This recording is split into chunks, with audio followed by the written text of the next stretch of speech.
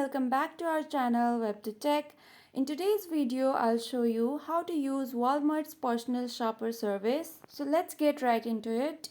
First of all, open up any web browser on your device. Then go to search bar and type in walmart.com. Press enter and you will be directed to the official website of Walmart. Make sure you are signed into your account. Now to use Walmart's personal shopper service, you need to have items in your shopping cart.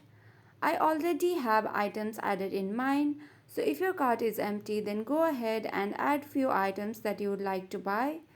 Once you are done with the shopping, you need to click on the cart icon present on the top right corner. Now here on this page, you can make the necessary changes in your cart. And once you are done with it, you need to click on Continue to Checkout option. After you click on Continue to Checkout, you will be able to see the option for Chat with Shopper.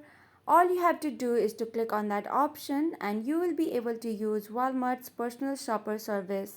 So this is how you can use Walmart's personal shopper service.